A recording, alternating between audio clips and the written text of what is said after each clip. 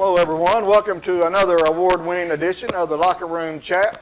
My name is John Williams and I'm joined here tonight by my co-host, sitting here next to me, Eric Oakes. Glad to be here, guys. And on the end, I'm Matt Hagan. Welcome back, Matt. Finally, after several months of working my new job, I get to come back on Wednesday nights. Yes, sir. Matt's had a new job, so he's back just in time for football season. Got a new schedule. Yeah, thankfully they are having a football season this year for high school football so far. And Eric here in the middle. He was on the show some a little bit last year, and high school scoreboard as well, but he's been on the show in the past, so glad to have Eric along for the ride here. And for the next 60 minutes, we're just going to talk sports, and we appreciate your call. If you'd like to call in for a question or comment, the number's there on the screen, and we would greatly appreciate your call here for the next hour. And we're just going to talk sports, high school, college, pro, whatever you want to talk about, as we're here at the BBB Communications Studios here in Oak Ridge, Tennessee, in the historic Grove Center. As Matt mentioned, football is here around the corner, but the big news coming out this week in college football, the Big Ten and the Pac-12 have decided to cancel fall sports and maybe pick it up in the spring. But what is y'all's opinion on this, your thoughts? One thing we were talking about over the break was this decision to postpone for those two sports. And the SEC, ACC, and Big 12 have yet to decide. The Big 12 hasn't even released a revised schedule yet like the others have. If it were me, I would almost postpone it with the other groups. That way you could have a true season and you could have a true championship at the end of it, rather than just having the conferences play.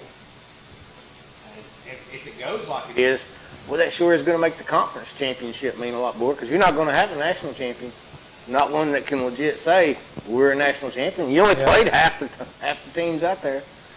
Right, it's going to be interesting. Right now, the SEC, the ACC, and the Big 12 are proceeding to go ahead with playing football. Of course, it's not going to begin till September 26th, I believe. And you know, the doctors, the medical doctors, I know the SEC with the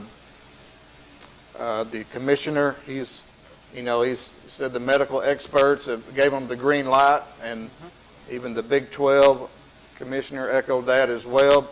But you know, things could change, and but right now, you know, we're still going to have college football for the most part. Also, you know, the Mountain West is canceled, and also the Mid-American Conference, as well as locally the conference that Carson-Newman is in, and Maryville College.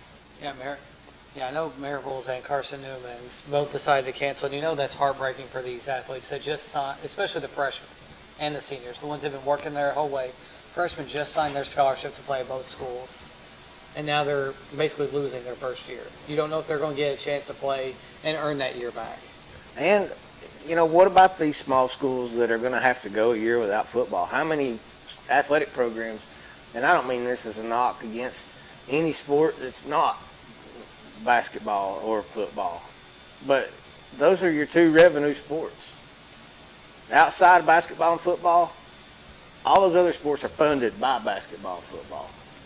I mean, there's going to be some colleges that's going to have to drop different programs. I mean, there's just no way, unless boosters step up across the country and say, here, let's give away some free money. We need a tax write-off. We didn't get to play football. The money's just not going to come out of nowhere. And it's got to happen somewhere or another, or they're going to have to play sports. I mean, that's just the way it is. It comes down to the bottom dollar.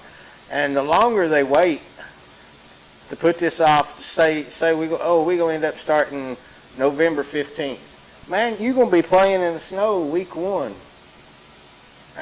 How's that fair to a team in Michigan who has to play 7 of their games in 30 degrees or colder weather with 6 inches of snow on the ground, When legit, you got these Florida teams down here. I'm a Gator fan, but we're playing run and gun in the sun down there. That's a different ball game of football. Right. I know. One thing I just noticed on here, Conference USA is deciding to go ahead with their schedule right now, their season. Old Dominion is the one program within Conference USA that has canceled their season. They don't want to have their season, but the USA itself is having their season as well. That's what UConn did something like that. UConn did do that a few But years ago. You let them drop women's basketball at UConn, it'll pick right back up over there. Right, UConn a couple of weeks ago announced they're independent this year, first year, but they had nobody to play. They're not in a conference, and they're all the major Power Five are just playing conference only. So, and looking at the Big Ten and Pac-12, they're wanting to play in the spring. Now, when would that start? That's not really been the bridge has been crossed yet. If I were to have to guess, it'd be probably around January. Just considering that's usually when the bowl games are. They're used to playing. Some teams that make the bowls, they're used to playing in January. And most of their athletes, some may play other sports like track or cross country, but they're not as much dual sport athletes in football as they are in the other sports. And there's one more aspect to that too, that if you notice the bowl games, especially the championship games that are set in these nice warm venues in nice warm parts of the country, I mean, that's just a big factor. You're going to start playing in January. If you do that, you're going to end, well, maybe you'll be in better condition playing cold to begin with versus hot. Because, I mean, you start in the end of August, 1st of September, everybody's got cramps for the first 3 games, laying on the ground, rolling around, holding their legs. Maybe that'll do away with some of that. Maybe it'll help with injuries. We've never tried it before. We don't know. Just like when they were having the XFL league, they were having little leagues to try to get into the NFL. They were doing all theirs in the spring, giving the athletes extra time to play. That might be what they're thinking about, is trying to model after one of these other professional leagues that are trying to get athletes ready for the next level without them actually having to be in college, or they haven't been drafted yet, or not having to go in Europe or in Canada. Right. I think like the Mid-American Conference, they were the first major conference to cancel. I believe they've just canceled it for the 2021 season. Now the Big Ten and Pac-12 has even pushed back basketball to January. Big Ten, no word on basketball for them, but they're playing it safe. The Big Ten, Pac-12, they're playing it safe. They're hoping, hopefully everything goes well, if SEC, ACC, and the Big 12 all play, everything turns out for the best. But the Big Ten and Pac-12 are playing it safe right now, and who knows in the spring how that will go. It's just they're just sort of postpone it to see what will happen. Now, I believe both you guys are pretty smart fellas, and this is something that I've asked a couple of my buddies now. If the NFL and the NCAA long-term can get away from going head-to-head to each other and be at alternate times of the year, could that not bring increased revenue to both products? Actually, I can see that, because then you have football year-round, which a lot of people, they like basketball, you like baseball, Right. and they like soccer, but football's bringing in the money for them. And this way, like you said, they're not competing. Right. And even with bowl season around, sometimes bowl season competes with some games. This time they will not be competing, except maybe playoffs, depending on when they start. It's like the NFL playoffs may compete a little bit with NCAA football, but it won't be overlapping the entire season. You won't have NCAA playing on Sundays head-to-head against them, but in the NFC Championship, AFC, whatever, you'll have one on Saturday, one on Sunday. Other than that, I don't see a competition there. No. So, long term, this could be best, but we'd have to sacrifice it right now, which none of us want to do. I can tell you, I'm on that bandwagon. Bring me some football. I don't know if you ever see football in the spring for college, except for maybe this year, but that's just my opinion. I think, college is meant to be played in the fall, and that's the way it's always been played. Money talks. Yeah. Money talks, and I think the Mid-America Conference, I think that's maybe why they canceled theirs, because the big paydays. You know, they're not going to be able to play these SEC schools. ACC get that big payday coming in there. Toledo, Miami, Ohio. You know, that's going to hurt them. And I think it was a money issue for them more so than a safety issue. I believe that they decided to just not play. I mean, think of just the effect this one game has on Troy against UT. They're not playing UT now. That's Right. $1.3 million paycheck they're not getting. I mean, you got your budget set on getting that money in there. Before, you know, when you're Right. setting up the schedule going ahead, and now it's just lopped off. I mean, how bad is that going to affect Troy? Just like you said, all these other teams that depend on it.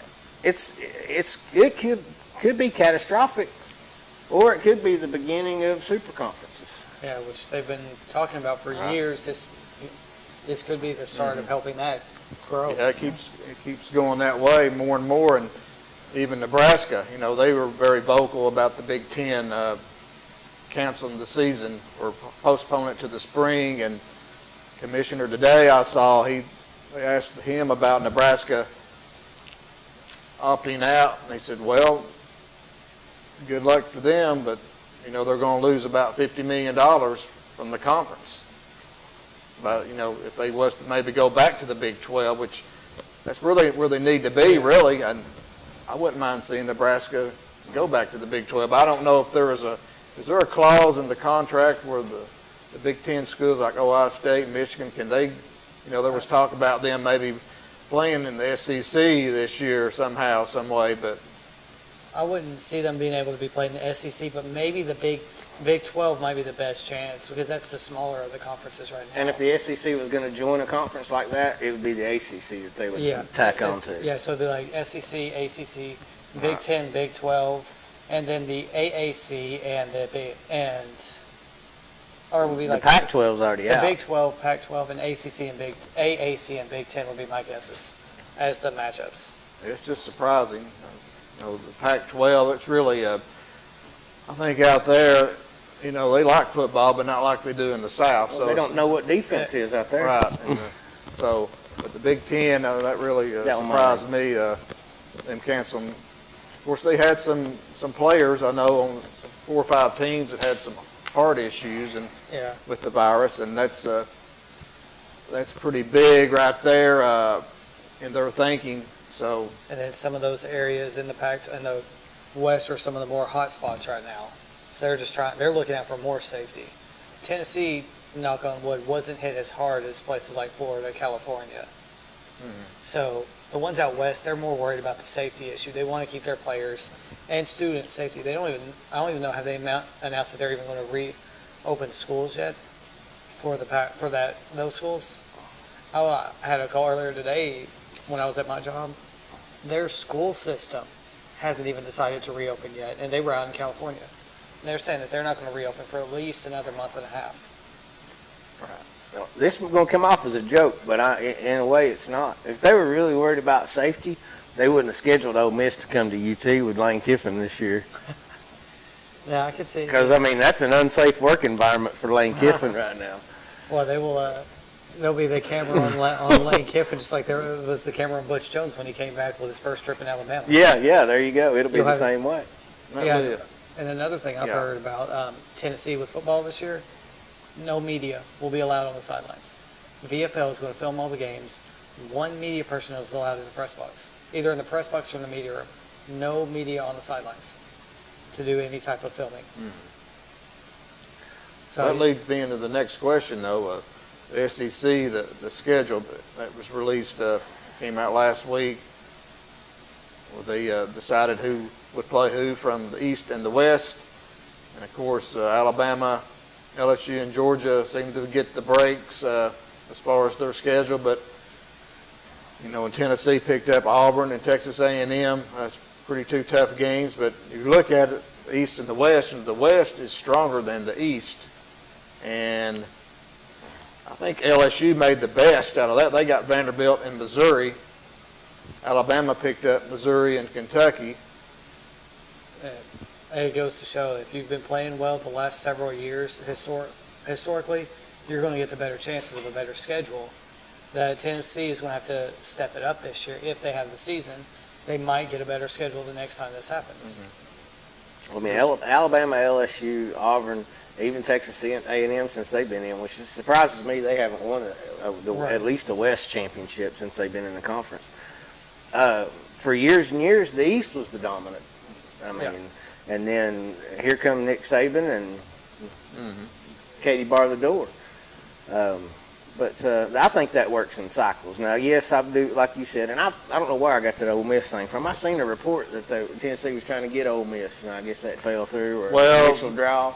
Yeah, that's what they was talking about, maybe bumping up next year's 2 opponents to this year, but Okay. the ADs all met, and they worked out their own schedule, and it sort of makes sense in a way, but they are protecting their interests with Alabama, LSU, and Georgia, the top 3 teams, you know. Georgia's not a top 3 team. They got the Gators this year, baby. Top 3, not in the country, but all 3, I think, top 5. I could give Georgia a top 5. I couldn't give them a top 3 right now in the SEC. Right. I think Florida's got something for them You this think year. I think Florida and Georgia would be closer to they would be the top 2 as usual in the SEC East. And for me, it's a coin flip. I don't know which one's better this year because I haven't been able to follow them like I have in the past and see like the recruiting or anything. But Alabama's playing Georgia this year. It comes around about every 8 years, so you know they weren't going to give Alabama Florida. I mean, and you look at LSU, they're already playing Florida, but they weren't going to give them Georgia because Georgia's already playing Alabama and Auburn. So it's just the pecking order went down, and poor old Missouri, they picked up Alabama and LSU. I'd like to see Vanderbilt just go away. I don't think they bring a thing to the conference except the academic. They might raise our GPA a little bit, but I mean, you know, Missouri don't do nothing for me.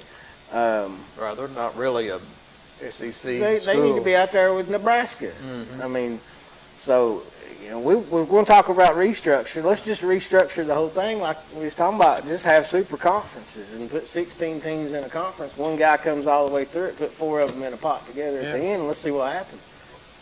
I agree with it. That's 64-team playoff right there. That's the way it's trending, seems to be. But some of these schools are... These people are a lot smarter than us making those decisions. Right, yeah. Making a lot more money than us. There for you that, go, too. yeah. Well, we're going to go ahead and take our first break, and we'll be back to talk a little high school football. We're going to preview Class 1A through 4A. So high school football gets underway next Friday, the 21st. Maybe even be in some games next Thursday, I'm not sure, but we're going to look ahead to Class 1A through 4A, and we'll be right back in a little bit, and you're watching the Locker Room Chat.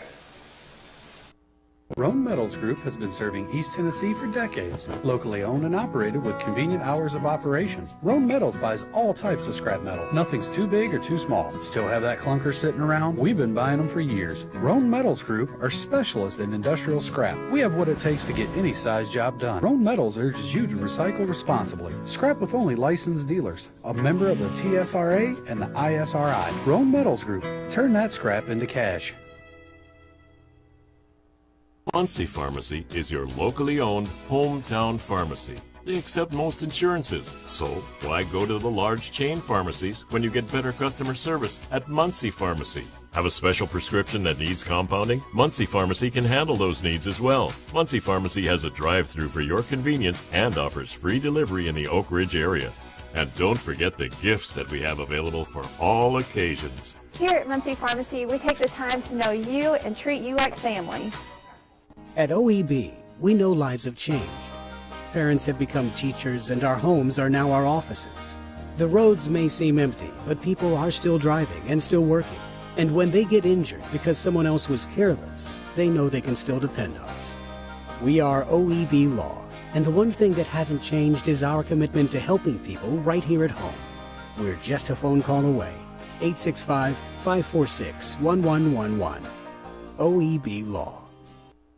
Tennessee Barnes & Buildings in Jacksboro has all your storage building needs. At Tennessee Barnes & Buildings, you can pick out your building, then custom design it how you want it, and then have it delivered. Our friendly staff will help you with all your design needs. Are you worried about financing? Well, at Tennessee Barnes & Buildings, there's no credit check, so no one is turned down. Plus, you can rent to own your own building.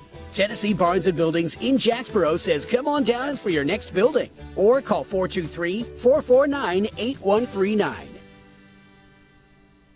At Earl Duff Subaru, providing exceptional customer service is what we do best, and we've got the awards to prove it. We've been recognized as Tennessee's only 9-time winner of the Love Promise Customer Commitment Award. And again this year, we also earned the Love Promise Community Commitment Award given for enhancing the areas we serve. At Earl Duff Subaru, we're more than just a car lot. We're a retailer you can love and one that gives back to local causes. Check out our reviews that come to Earl Duff Subaru in Harriman. All Outback, Forester, Ascent, Legacy, and Impreza models have available 0% financing during the Subaru A Lot to Love event at Earl Duff Subaru. Live and Let Live Drugstore in downtown Rockwood is your gift destination. Shop the new plush selection for that special someone. We have Bath & Body Works popular fragrances and custom gift baskets too. Live and Let Live has a wide selection of gift and home decor for any occasion, from yard flags to selected jewelry, plus much more. We have Big Orange giftware always available year-round. And don't forget to enjoy a soda fountain treat while you shop. Live and Let Live Drugstore, Gift Shop, and Soda Fountain in downtown Rockwood. Welcome back, everyone. You're watching the Locker Room Chat. My name's John Williams and my co-hosts Eric Oakes and Matt Hagan, and we're going to talk a little high school football coming up, but also we got other fall sports starting Monday, girls soccer, and also volleyball. So we want to give those sports recognition as well. You know, Governor Lee, he non-contact got taken away, so girls soccer can play. I don't have any schedules for them, but on the volleyball side, I know that Anderson County girls volleyball, they are expected to contend for a state championship this year. They were in the state last year, and they're going to open up on August 18th. They'll be at home against Tuesday at home against Farragut, and then Thursday they will be at home against Oak Ridge. That's Anderson County volleyball.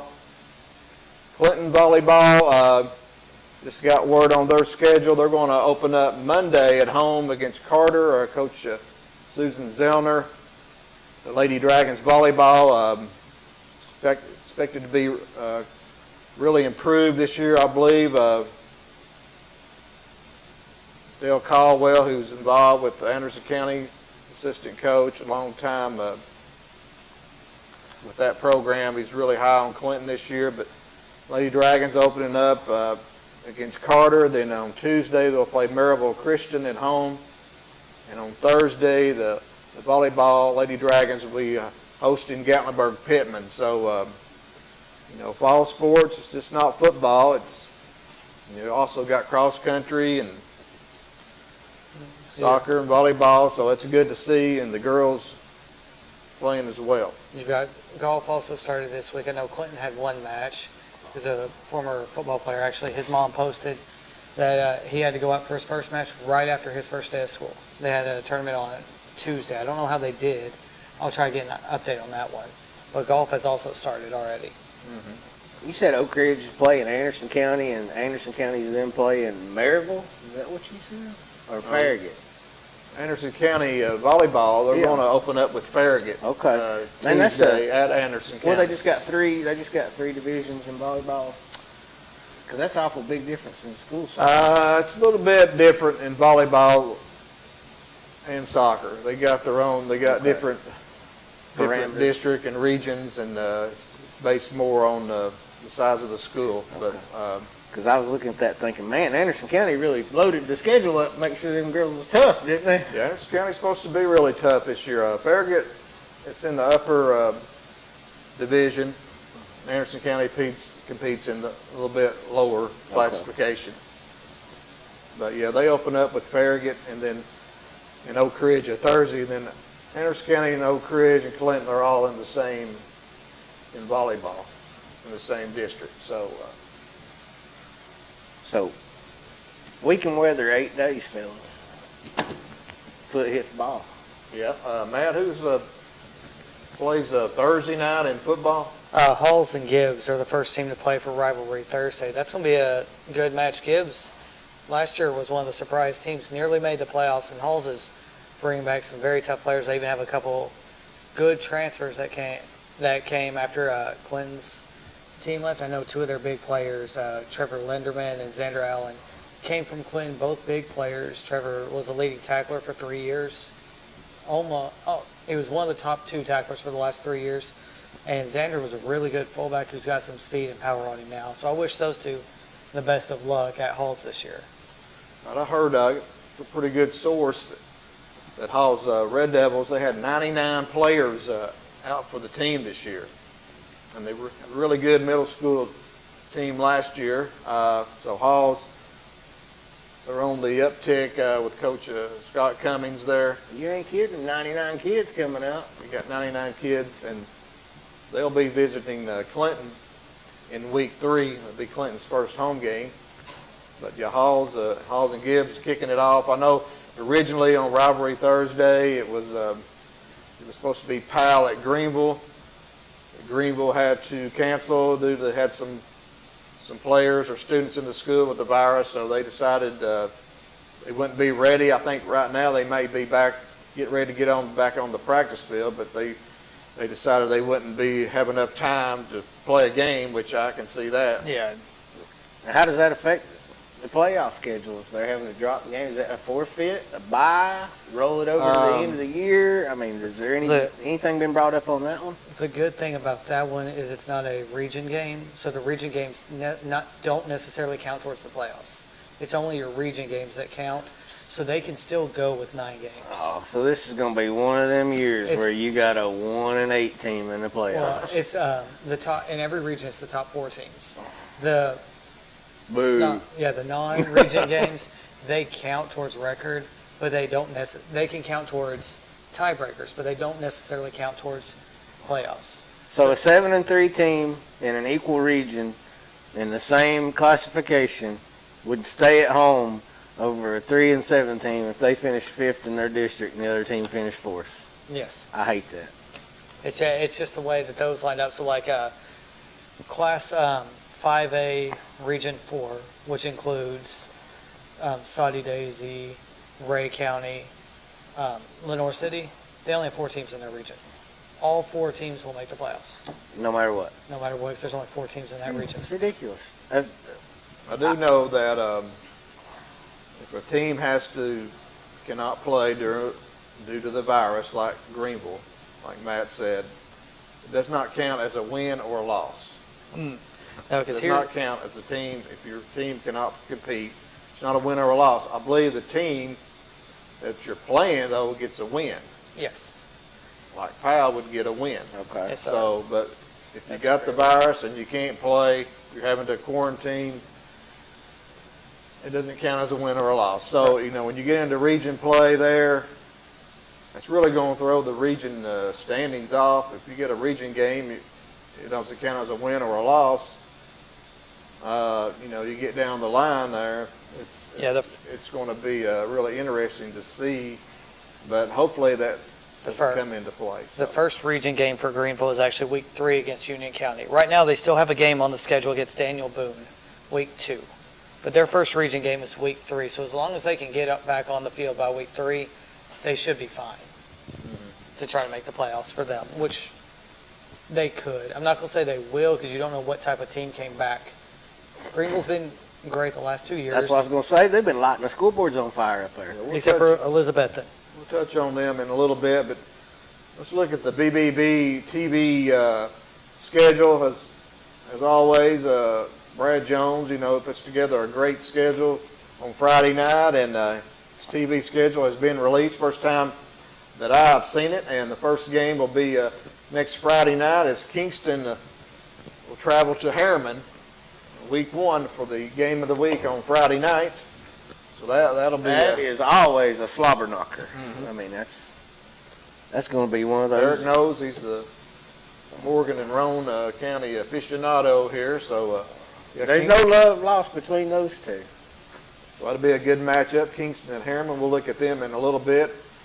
The week 2, you have Sweetwater at Rockwood. Week 3, Harriman will be traveling to COALFIELD, your alma mater. Got some work to do in Yellow Jacket country. Week 4, Rockwood at Kingston. Week 5, here's a big one. Circle that one down. Greenback at Oliver Springs. That's the team Oliver Springs and COALFIELD are chasing. And this is Oliver Springs is. I'm telling you, boys, and if they've been in the weight room down there. I mean, them boys ain't fat. They're strong. Got some muscle on them. They got some size, yes. Coach Green doing a great job there at Oliver Springs. Week 6, there's a big game here. Rivalry game, Oak Ridge at Clinton. That should be a good test for both teams. Week 7, Oneida, Class A, coming in to play Rockwood, Class AA. That'll be a good matchup. That's always a great matchup. Very competitive. Evenly sized schools, you know. I like that. Week 8, Midway, be traveling to Harriman. A rivalry game from the other side of the lake. Week 9, we've got here Chattanooga Central and Anderson County. That's what's on the schedule. Yep. Then week 10, East Hamilton at Anderson County or Oliver Springs at COALFIELD. So I guess Brad's got a, what do they call that in the NFL? Contingency deal? Yeah. Whichever game's the biggest, Yeah. for the ratings, we'll go with that. Hey, good for Brad. Way to go, Big Daddy. Yeah, and the last game here on October the 30th, Oliver Springs at Midway. So that's a pretty good lineup for the games of the week. But right now, let's, I just hope we'll get them all. Bill, if you want to throw up Class 1A with a little.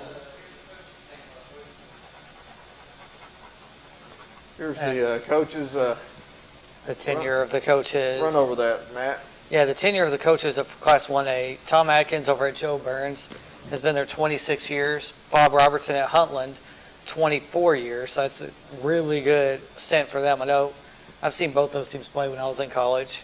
Then you have Noah Lampkins at Gleason for 18. Travis Tapp at Harriman, 17 years. Keith Henry, who we've mentioned a couple times. COALFIELD at 12 years, along with Eric Swinson at Huntington. Jamie Williams at Brewston for 11. Craig Harris at Middleton for 10, along with Eric Poland at McEwen and J.R. Voiles at Oakdale. That's just unbelievable to me. We got some of those long tenures in there. Coach Henry's already been there 12 years. Feels like yesterday he rolled into town. It just tells you how old we are. You didn't play for him, did you? Nope. I played for Gary Chris. Uh-huh. I was trying to make myself feel better about my age, man. John was trying to help you as well. Yeah. We went over the coaches there. Also, there's some new coaches in Class 1A. Getting all this information from Donovan Stewart. It's TennesseeHighSchoolFootball.com. It's a great site if you'd like to check that out. TNHighSchoolFootball.com. Donovan Stewart doing a great job previewing, and he lists here 5 new coaches in 1A this year for 2020. You have Jake Cabell at Whitwell, Sean Link at Red Bowling Springs, Chris White, Moore County, Corey Quinn, Lake County, and Orinthius Taylor from Westwood. No local teams there, but 5 new coaches in Class 1A this year. Also, here's something pretty neat. The longest winning streaks in Class 1A going into 2020. Lake County, I think. How do you go 15-0, win a state, and get a new coach? Would he just retire on top, move up to a lower division of college or something? Who's that? Lake County got a new coach. Yeah, you're right. Lake County, hey, the powerhouse down there. I don't know what the coach retired, Hey. maybe. I don't know. We went 15-0, but we didn't score enough points. He's out of here. Right. Surely they didn't fire him, but Lake County has the longest winning streak in 1A coming in. They've won 15 straight. Fayetteville next with 3. Freedom Prep with 3. Perry County 1 and South Fulton 1. So not a lot of teams with winning streaks there. But losing streaks in 1A. Middleton 18. Lookout Valley 11. Pickett County 9. Bluff City 8. Gleason 8. And Jellicoe with the 7-game losing streak coming into 2020. Where did Red Bowling Springs make their big turnaround? Who'd they beat? Well, they had to have won a game last year. Right. They went, 0-40 for. They must have won their last game. Who's first team up there? Is it Oliver Springs? Dylan? Can you put Oliver Springs up on the screen? So, As Eric was talking about Oliver Springs, here's a little capsule. You can see there, last season they went 10-3, eliminated by Greenback in the quarterfinals. Larry Green, the head coach, he's 31-27 in 5 years, but the last couple years they've had really, really good teams. They run the spread offense, the defense, 3-4. Go ahead and bump that up, Dylan. Well, he took over a struggling program though, so the past 3 years it's been a different ball game to play the big purple and gold down there. Right, he's done absolutely done a good job. Absolutely, brought a lot of pride back to the community that had been lost over. I mean, it hadn't been. It's better in Oliver Springs right now than it has been since Coach Johnson was there. I mean, that's just bottom line. Hey, John, one thing we were asking about was the coach who left Lake County. He took over the Shelbyville job. Okay. He led Lake County for 7 years and took over Shelbyville after the 15-0 season. So he's moving up. Moving up to 5A. But Oliver Springs, they're returning 10 starters, offense and defensively, 5 on each side of the ball. The key returnees, as you can see there, Matt Johnson, Gavin Hill, Jaden Gilman, Owen Jackson, Brandon Nation, Austin Bridges, Nick Como, Kyle Mance, Jacob Jones, and Evan Martin. Key losses. They had some key losses the Bobcats did. Trey Boswell, outstanding running back. Lane Lee, Bailey Russell, Landon White. I know they lost the quarterback, Blake Crass. He's gone. So they got some key losses there for the Bobcats. So I didn't realize. Interesting to see what the Bobcats do this year. Well, that's a tough lick to take right there, losing Trey and Blake. I mean, that's right. They're losing some good seniors. That's some points off the board right there. But that Brandon Nation kid will hit you. I can tell you that. He played middle linebacker last year, and I think he rattled some jaws against Coalfield a couple times across the middle. They knew he was there that night. That's all they want to do is tell that somebody's there. There you go. Yeah. So right now we're going to take our second break, and we'll be back to preview some more schools in 1A and hopefully get all the way up to 4A. But we'll be right back. Live and Let Live Drugstore in downtown Rockwood is the premier pharmacy service location. Let our professional staff help with all your pharmacy needs, answer your questions, or help with your medication management with our Medicine on Time packaging system. We also offer medication therapy management to ensure you're receiving maximum benefits from your medication. Diabetes care is available with one-on-one consultations, or you can attend one of our monthly diabetes information classes. Live and Let Live Drugstore in downtown Rockwood. We treat you like family at RMG. Bring your junk, cars, aluminum cans. We'll buy it on the spot and we'll pay you a lot. We treat you like family at RMG. Yeah, we treat you like family at RMG. From Metal Screw, we treat you you like family. Rome Metals is located just off of Highway 27 between Harriman and Rockwood. The innocence of youth. Is there anything any better? But soon they'll be in high school and facing all the same challenges you faced. How to make friends, how to fit in, how to be cool. We want our children to have everything they'll need to live fulfilling and productive lives. Make sure the kids in your family are among the more than 110,000 participants here in Tennessee who take part in high school sports. At Earl F. Subaru, providing exceptional customer service is what we do best, and we've got the awards to prove it. We've been recognized as Tennessee's only 9-time winner of the Love Promise Customer Commitment Award. And again this year, we also earned the Love Promise Community Commitment Award given for enhancing the areas we serve. At Earl F. Subaru, we're more than just a car lot. We're a retailer you can love and one that gives back to local causes. Check out our reviews that come to Earl F. Subaru in Harriman. All Outback, Forester, Ascent, Legacy, and Impreza models have available 0% financing during the Subaru A Lot to Love event at Earl Duff Subaru. Muncie Pharmacy is your locally owned hometown pharmacy. They accept most insurances, so why go to the large chain pharmacies when you get better customer service at Muncie Pharmacy? Have a special prescription that needs compounding? Muncie Pharmacy can handle those needs as well. Muncie Pharmacy has a drive-through for your convenience and offers free delivery in the Oak Ridge area. And don't forget the gifts that we have available for all occasions. Here at Muncie Pharmacy, we take the time to know you and treat you like family. At OAB, we're committed to keeping you and your family safe. With the outbreak of the coronavirus, we understand you might be afraid to leave your house to get legal help. Now you don't have to. We can handle almost every aspect of your case electronically. Call 546-1111.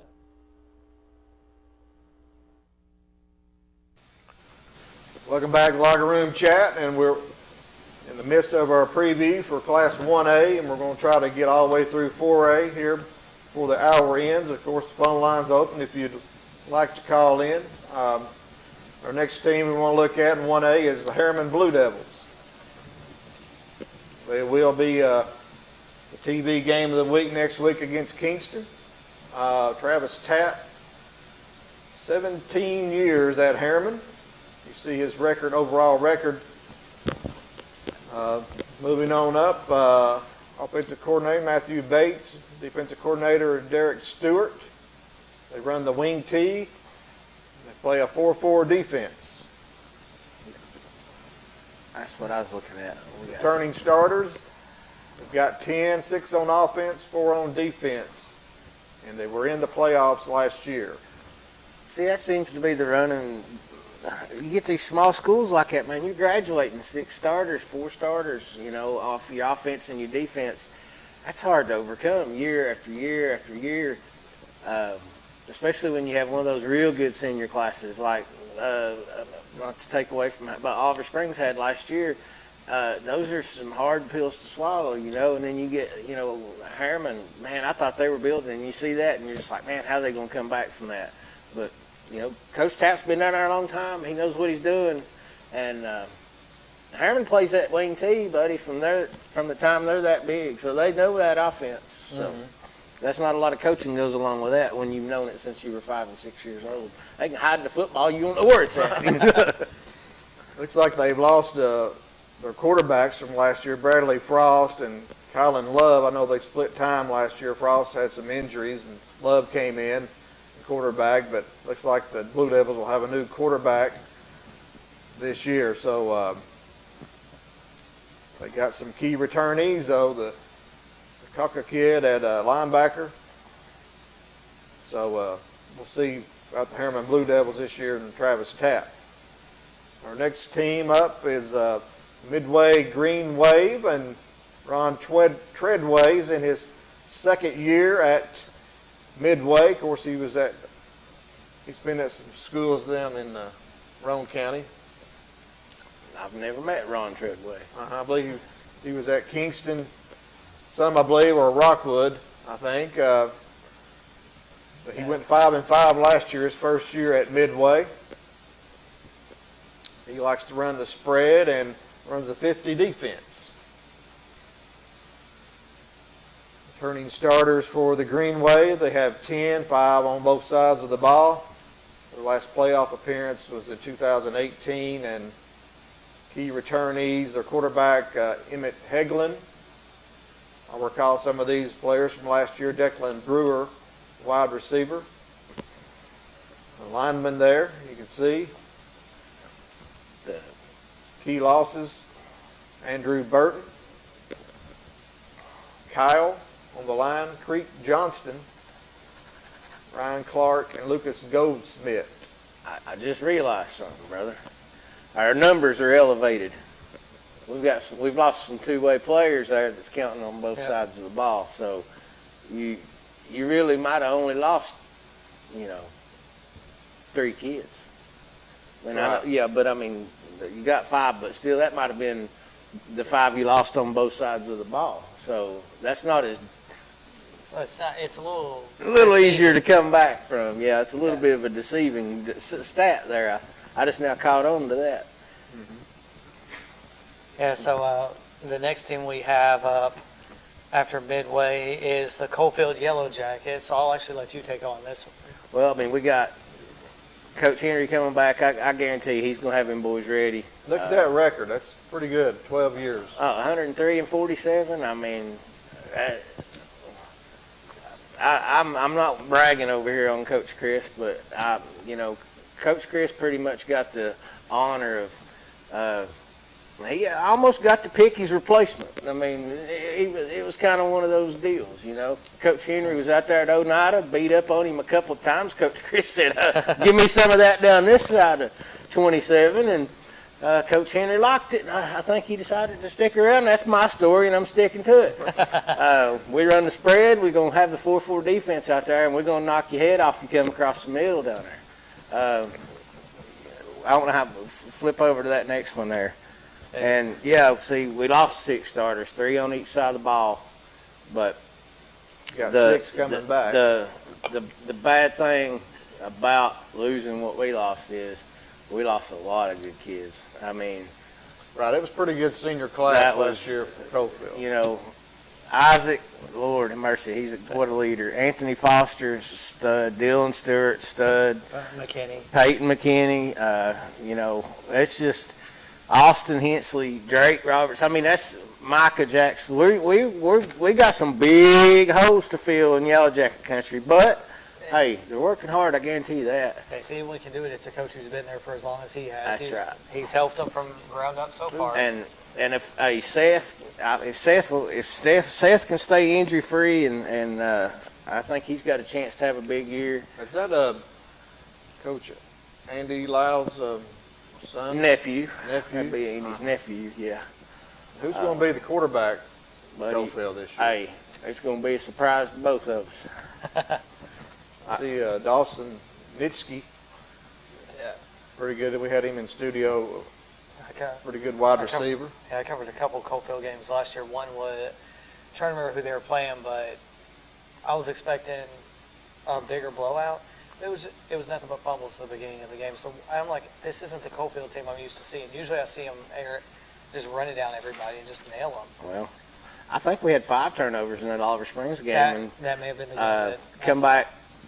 We scored. Coalfield scored, I think, 4 minutes to go in the game, down 3 touchdowns or 3 scores, and come back and won that game. But man, that was on an onside kick, skin of your teeth kind of win there. Yeah.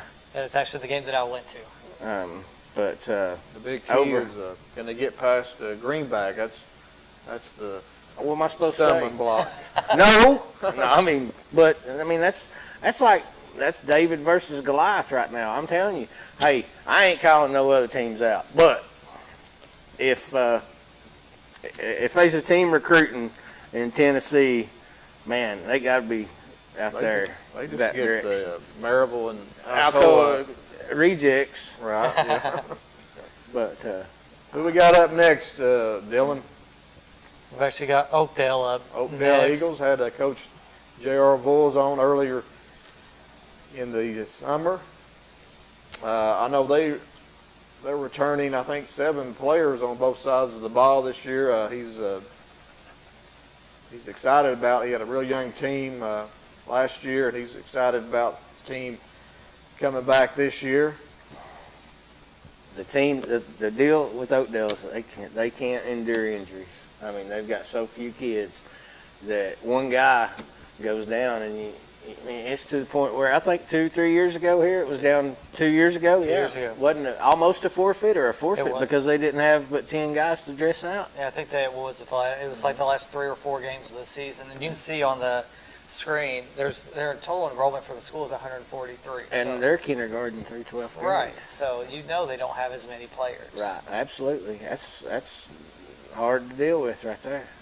Bump that up, Dylan. Coach Voles he's been there 10 years. As I mentioned, he's got quite a few starters back on both sides of the ball in the playoffs. Last 2016, you can see some of his key returnees. And the key losses, Brandon Bassler had him in studio. He's at Maryville College. Too bad for him they're not playing football, but he's the first athlete there at Oakdale to get a scholarship, I believe, in 15 years. And good for him. Brandon Bassler going to Maryville College. But they're heading into the 2020 season with a 4-game losing streak, but the Eagles with the chance to improve this year. We got a call. Let's go ahead and take it. Just a sec. We got Lennox. Okay, here we go. Caller, you're on the air. Yeah, this is for that guy in the middle there, old Mr. Oaks. Hey, what's up, man? How you doing? All right. Hey, if Coalfield played in the Pizza League like AC, how many games you think they'd win? Like who? Coalfield played in the Pizza League like Anderson County? Yeah. Well, if we could encourage players to come to our school like Anderson County does, probably do pretty good. I hear you. Hey, another thing I was going to ask, all this stuff that's going on, how is it affecting the youth leagues in Anderson County and down there in Morgan County and that part of the woods? Well, I can't honestly answer that. We're working during those hours when those people out there, he might know more about it than I do, but I know we got some hungry community, what people wanting some football. Youth football in Anderson County they're going ahead and playing the VFC Volunteer Football Conference. I think it's the VFL now, but, I believe they're planning on playing. Huh. Well, that's interesting, but I'll hang out and listen. We hope we have football, guys. Y'all have a good evening. I'm with you on that one. Thank you. All right, thanks for your call. Dylan, let's go over to 2A. We got a few more schools to go over here. 2A. And we'll start with actually, we'll take the first call first, then we'll go through 2A. Hey, caller, you're on the air. Yes, I hope we have football too, but I'd like to ask a question. I don't know if y'all know this, or would that be for Brad? Are y'all going to have are they going to have a after scoreboard like on Friday night after a ball game? If we have football, we will. I'm pretty sure, yeah, they're planning on having the high school scoreboard, 5-star preps, David Queener, Jonathan Cox last year handled that, and that's I always enjoy that as well. I'm pretty sure that'll be back this year. Anything else, sir? I hope we have football, and that's all, sir. All right. Thank you. And I'm with you on that. Have a great night. All right, let's look at Rockwood here real quick. At Rockwood last year went 5-6. They lost to South Green in the first round. Head coach John Webb back for his 25th season with 150 wins in 24 years. Running also the wing T offense and a 4-3 defense. Let's see how many people are they returning this year, Dylan? We got coming back 16 returners this year, 8 on offense and defense. So the Tigers are pretty high this year on this team. And if you look at some of their key losses, Nate Brackett, big quarterback they had last year, Abe Gaskins, Dalton Moss, Micah Story. That might have been the 3 seniors they lost on both sides of the ball last year. That very well could be. Got some good running backs. I know Gavin Evans is pretty tough at fullback. Octavius Worthy at running back. Got a good group of key returners right there. And we got another call. We got another call. Go ahead, caller. You on there? Hey, Matt. Yeah, Anthony, what are you working on tonight? You think we're doing BAC, Father? We'll talk about that one next week. And right now we're talking about 1 and 2A. All right, then. All right, thank you, Ant. Call back next week. Okay, another team up, Dylan. You got about 5 minutes left in the show. WARTBURG Bulldogs. 4-6 record last year. Kevin Heumann coming back for his 4th year with a 10-22 record. They run a spread offense with a mixture defense of 4-4 or 4-3 or a 3-4. It just depends on the situation. Bump that up, Dylan. There you go. They're returning 13 starters, 7 on offense, 6 on defense. I see they graduated a lot of starters there. Yeah, Man. they did graduate a lot. Robert Williams, Colton Jones, Sailor Jones. Yeah. So might be a rebuilding year for the Bulldogs. Let's go on up to 3A, the Kingston Yellow Jackets. Brian Pankey, head coach, heading into his 8th year. I know I read something where, if they can stay healthy, that'll be the key for them. Kane Collins is coming back for them as the quarterback, and Marcus Rose, he's their home run hitter at running back. If they don't do it this year at Kingston, it's going to be a while. They lost some key losses, a few, but some good players are coming back for the Yellow Jackets, and they're in that tough region with Alcoa. No, nobody wants to see that on their schedule. Not even Maryville. Right. Okay, we could go up to 4A. Yeah, well, get one last team in there before we have to get off the air tonight. Let's go up to Anderson County. The Mavericks, led by Davey Gillum, going into his 12th year. They're expecting big things at Anderson County. They're talking state championship. They've been talking that the last few years at the same time, and it's the one region they have to play in the playoffs. That's what always gets them. Gillum's really high. He said it's his most athletic team he's had, best overall team he's had, I think, just overall. I mean, it's one of those deals where it comes down to Greenville almost. Greenville or Elizabeth, yeah, that region. That's where everything goes through East Tennessee, far East Tennessee, to get to where Anderson County wants to go. Let's see how many players they're returning, Dylan. We got Sean Jesse, offensive coordinator, Chadwell, defensive coordinator. You can see there they got 15 returning starters, 7 on offense, 8 on defense. And including Stone Cummins, Josh Godwin Miller, Garrison Terry, Stone Hatmaker at quarterback, who I've gotten to see a little bit this summer during a Gunslinger Challenge. Hey, that's an interesting deal, that Gunslinger Challenge. They've got Zach Shannon. He's a transfer from Catholic. They're really high on him, just a junior linebacker, a wide receiver. The key losses there, they lost some good players, Austin Elliott, Matt Murphy, Waylon Harris, and Brandon Seidner. But as you mentioned, Elizabethton won it last year in 4A, and Greenville right there. So that's who they have to get past, and they think they can do it this year. One thing we want to mention right before we sign off tonight is we want to wish our best to Coach Keith's wife over at Clinton. She's in the hospital right now, may have to go through a surgery, so our thoughts and prayers are with the Keith family. Right. Absolutely. Prayers for Coach Keith and his wife, and sure hope she does well. Supposed to have some surgery, so as you mentioned, thoughts and prayers. But guys, thanks for being here. As time flew by, I wish we had more time out there to talk some more. We'll talk more next week. We'll look back a little bit more at Anderson County and this week's upcoming games next week. So you've been watching the Locker Room Chat for Matt and Eric.